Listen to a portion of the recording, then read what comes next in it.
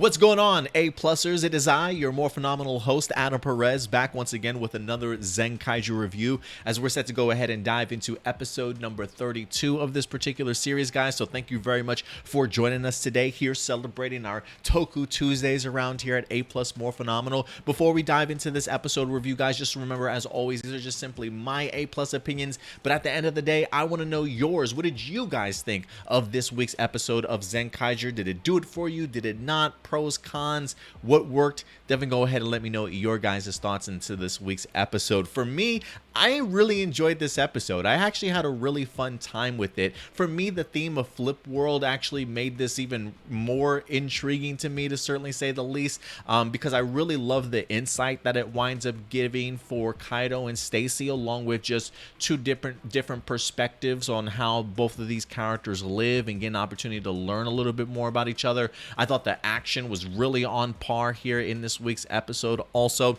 And for me, it's always fun to get the opportunity to see actors, especially when it comes to like body swap episodes, how they're really going to perform. I've said this before, anytime that we've had episodes like this when people swap each other out, or an actor has to perform like another actor. For me, it just always showcases the range and what type of ability these characters have. The other one that I kind of recall is when we had Zox along with Kaito like being villains or being bad guys, and you got to see, while Kaito's usually that fun-loving sort of guy, seeing him sort of as a villain or like a pirate himself, it was interesting to certainly see how that actor as Kaito would certainly portray that. So going into this episode, I really was looking forward to seeing how Kaito and Stacey would sort of act body-wise, body language. How do you hold yourself? You know, how do you carry yourself when you're around other people? And it was really fun to kind of see just like physically how different they certainly are, right? Like, we're so used to Stacey being stoic and standing still and stuff, but to see him like waving as much as like Kaito usually would, and all the movements, oh my god, realizing that he's got a completely different body. But you look over at Kaito and he's just really embodying that brooding Stacey with the side glares and the glances and stuff, and really taking himself seriously. So that was really fun. But I gotta say, if there is a downside to this episode that I wish they had not gone in the direction, I do wish that the actors kept their voices for the bodies. So like, not only do you have to physically act like the other person, but you then also have to change the way that you speak and the way that you talk and things like that. And so for me, I really would have loved to have seen how the actor that portrays Kaito would have done like a Stacey voice, or at least his voice, but just maybe change it up a little bit in regards to how you deliver your lines and things like that. That's really what I was kind of hoping that we would see, because despite the physicality being there with the body swap and stuff, it did kind of take me out of the episode a little bit, just the ADR work that we wind up getting, that audio recording, or at least having their voices over the movement of the characters' mouths sort of thing, right? Sometimes the stuff just didn't line up. Sometimes it just felt off and felt a little bit odd. So that's probably my one issue that I had with it. If you're gonna go the full body swap, I want to see the actors actually performing lines like their counterparts certainly would. But outside of that, I really had a fantastic time in this. For me, the money of this episode is all about Kaito and Stacey.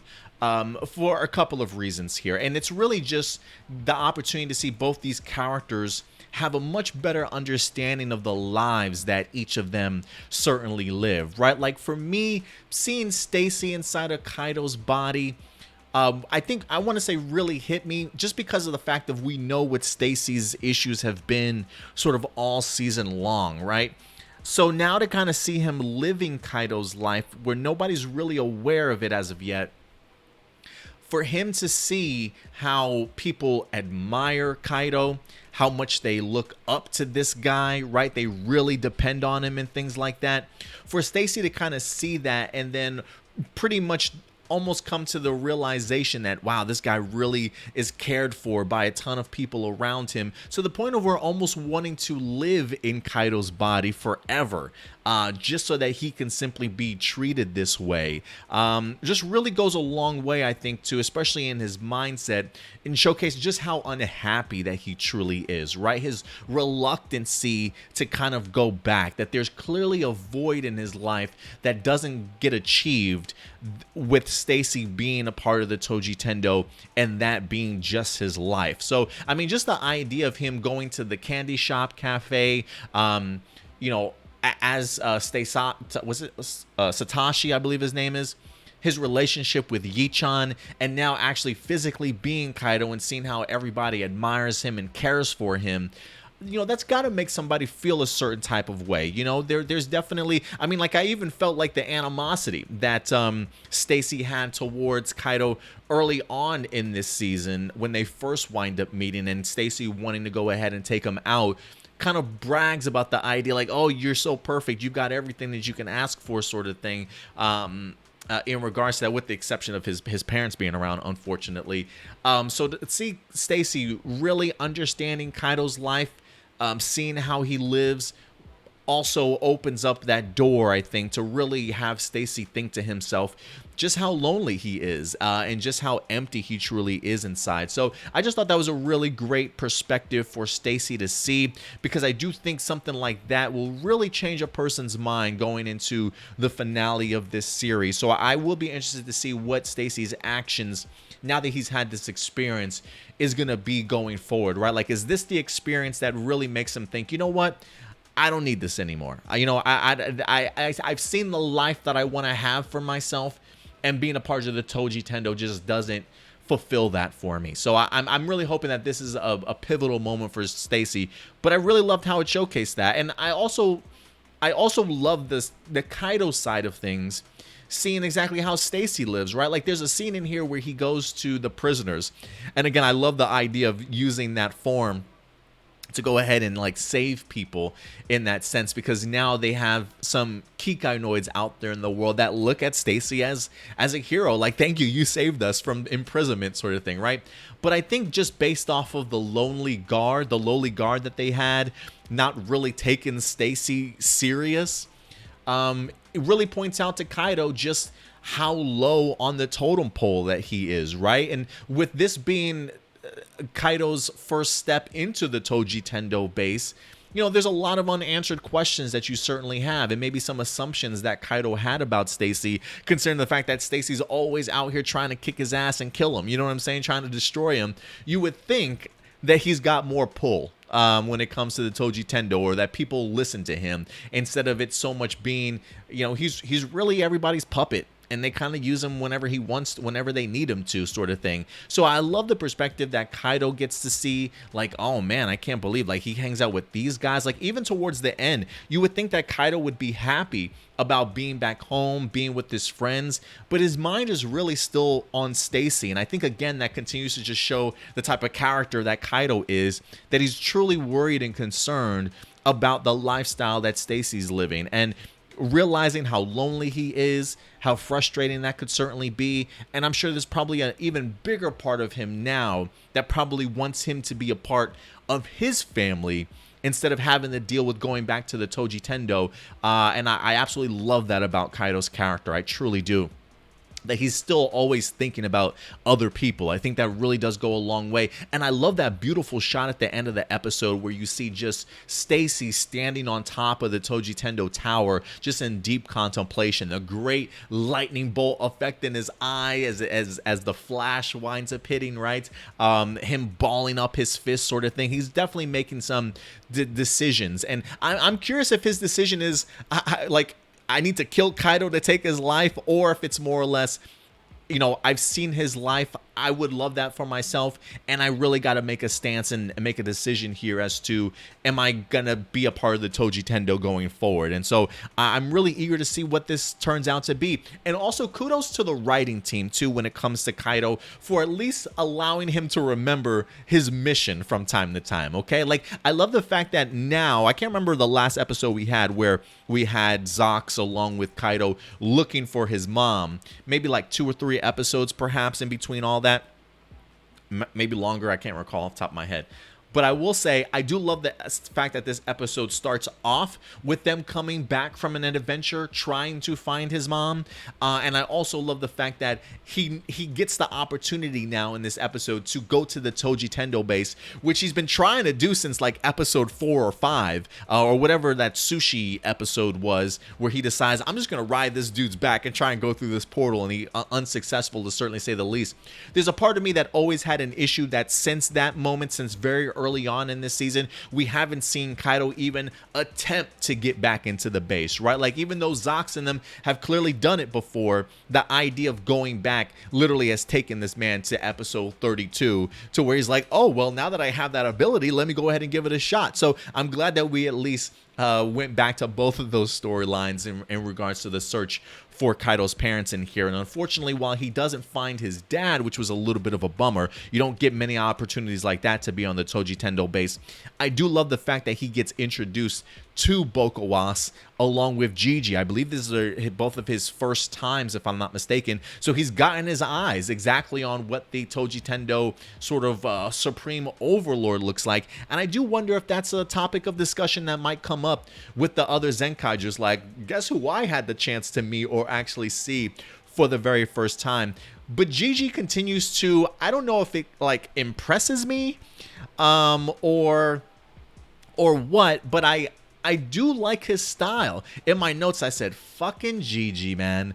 First calling out Stacey as an intruder, but then also helping Stacey escape. This guy has got more ulterior motives than I think we even personally know. Yeah, and that's why I wrote in my notes. Gigi clearly has his own motives, but what are they? He's truly there to kind of just simply cause more drama and more dilemmas for the Toji Tendo than clearly trying to fix them. So I am curious as to why Gigi made this move, calling him out, but then also allowing him to escape whenever he wanted to. If you guys have an idea of what Gigi's overall plan is, go ahead and let me know, because I'm curious if he's planning on usurping somebody, you know, trying to showcase how maybe somebody's a complete and utter failure so that he can garner more attention, which I don't think he needs, based off of the fact that Bokawas tends to absolutely love this guy. Like, Gigi cannot do any wrong in Bokawas's eyes. So why is he allowing the Toji Tendo to find themselves in really terrible predicaments, you know? Always in there trying to interfere with Ijiru or a Barashitara plan. I really want to know, but I dig it. I dig it. I love the fact that when it comes to the Toji Tendo that they're not all on the same page. So it definitely does make me rather interested. Quick honorable mention, because of the fact that we are dealing with a bunch of body swaps in here, we definitely have to talk a little bit about Zox and Flint, who wind up switching bodies. Also along with Ricky and Katana that wind up getting their body switch, which I love that Jurin just like denounced that, like, we don't really care about that. You guys are probably the same guys anyway. Like, that same person. So I love the fact that that's some shit that I would say. That's why I continue to love Jurin. He really doesn't hold back from time to time, but they were so offended by it. But it's just like, yeah, you guys are just toys at this point. Nobody cares what your personalities are. But yeah, it was really cool to get the opportunity to see Flint actually do the henshin sequence in here. Like, clearly, while it's still Zox, mind-wise, body-wise, it's certainly Flint. So to kind of do her little dance, if you will, even get an opportunity to see her like in costume, helmetless. I believe even on her maybe Twitter handle, maybe even on the Zenkaiger Twitter handle, I believe they posted an actual picture of Zox, or I should say of Flint, in the Twokaiser costume, which looks great on there, super cute. But I thought it was just really fun and really awesome to finally see her henshin and have a transformation of her own. And it just makes me beg the question as to, can we please get Flint as her own ranger at some point in time? I think that would be pretty cool. I thought I was hearing rumors for a while that maybe some of the Zenkaiger movies that they were supposed to be having or filming this summer, that maybe we get ourselves a Flint in a costume of her own. I could be wrong again. That's just rumors that I heard like one time, but I would love to see it. And this tease alone makes me want to see it even more. But I thought it was really cool that we got that opportunity to check that out. Got to see a couple more themes used from the Zenkai canon in here also. And the action in here actually worked out really well for me.